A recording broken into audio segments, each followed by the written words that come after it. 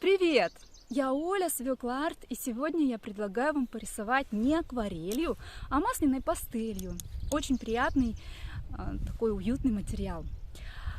Первая часть сегодняшнего мастер-класса будет посвящена совсем новичкам, кто только знакомится с этим материалом. Мы нарисуем буквально такой крошечный сюжетик, где вы сможете почувствовать этот материал. А второй сюжет будет уже более усложненный, но тоже довольно простой, тоже такой малюсенький, но мы там уже будем использовать гуашь. Очень интересный сюжет, рекомендую. Поэтому новички смотрим сначала, продолжающие можете перематывать. Приятного просмотра! Работать я буду преимущественно пастелью от Pentel, но также буду использовать пару мелков Mungyo и один мелок белый от Ван Гога. Они немного помягче, чем Pentel. Итак, вот на этом листе я хочу расположить сразу два пейзажа. Вот таких маленьких пейзажей. Этот блокнот я шила формата А5. Один будет пейзажик вот таким образом располагаться, второй будет чуть ниже в горизонтальной ориентации. Начинаю я работать белым мелком от Pentel, закладывая как бы основу. То есть сейчас я работаю не сразу тем цветом, который мне нужен, а я закладываю как бы подложку. Тогда это мне позволит лучше растираться фоном. А уже поверх накладываю те цвета, которые мне нужны. Начинаю с линии горизонта, накладываю вот такой мелок Mungyo, такого нежно-серо-голубого цвета. И моя задача сейчас сделать градиент, то есть я рисую небо. Далее беру мелок уже такого более яркого голубого цвета, добавляю его. Когда мелки заканчиваются, я вот так вот убираю бумагу и продолжаю рисовать. Вот таким образом накладываю следующий цвет, потом следующий, и растираю, я получу плавный градиент. Смотрите. Растираю пальцем. Надо понимать, что масляная пастель не растирается очень просто и легко, как, например, сухая, но тем не менее это возможно. Начинаю от светлого к темному растирать и получаю плавный переход. В данном случае я хочу сделать таким образом фон, чтобы у меня не просвечивал фон бумаги. Иногда это играет нам на руку, но в данном случае я хочу сделать ровный градиент без просветов.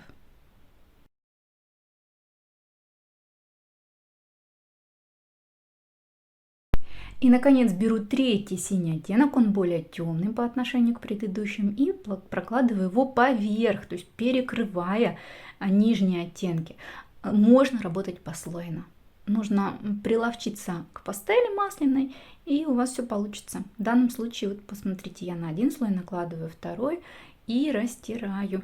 Чем жарче в помещении, чем теплее ваши руки, тем растирать будет проще. Экспериментируйте. Также, конечно, это зависит от мягкости пастели.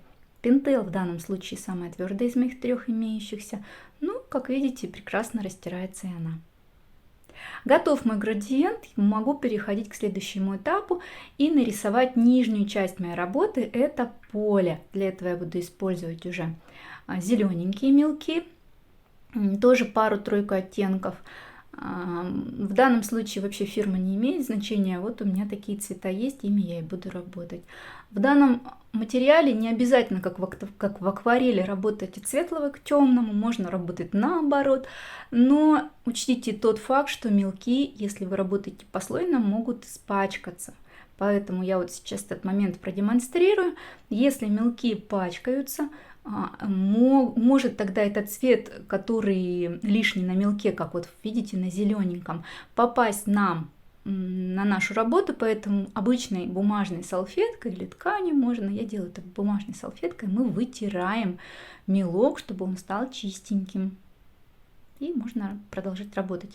Работать можно как ребром, так и срезом. То есть все зависит от того, что хотите получить в итоге, от ваших целей.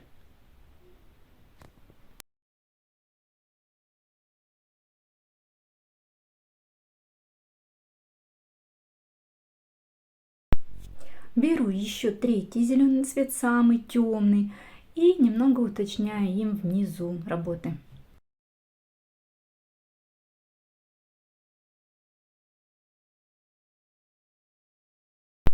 В общем-то все, осталось нарисовать облака. Для этих целей использую мелок белый от Ван Гога, он помягче, чем Pentel.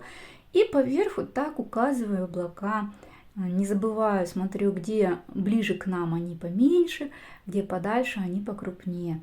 Белый мелок тоже следите, чтобы он был чистый. Хотя иногда это даже на руку, если какие-то другие цвета попадаются, но в данном случае мне нужны белоснежные облака. Сверху будет одно большое облако, его хотелось бы сделать еще и с оттенками, то есть не просто чисто белое, чтобы оно стало объемным. Кстати говоря, пальцем, которым я размазываю, тоже надо следить, чтобы он был чистый, иначе будет вот какие-то пятна, которые нам не нужны. Я немножечко добавила синевы в облако и сделала его немного более объемным. И, в общем-то, все, фон готов.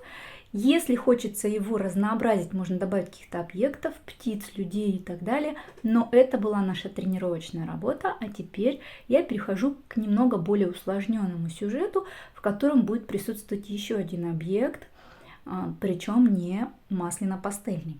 Фон я делаю точно так же, как делала в предыдущей работе, уже без комментариев, такими же градиентами, такими же приемами. А вот дальше будем работать уже гуашью.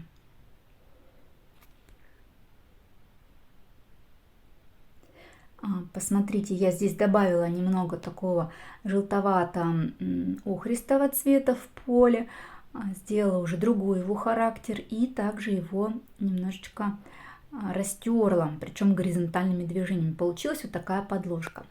На масляную пастель отлично ложится гуашь. Причем гуашь у меня обыкновенная, детская. И сейчас я покажу, как здорово ей работать поверх масляно-пастельной работы. То есть иногда гуашью делают подложку под масляную пастель. Делают подмалевок, так называемый гуашевый, сверху рисуют масляной пастелью. Я сегодня работаю наоборот. Я сделала основу работы, фон работы масляной пастелью, сверху работаю гуашью. Что следует учесть, когда вы работаете гуашью поверх масляной пастели? Это то, что в гуаше не должно присутствовать вода. Все-таки масляная пастель – это масло.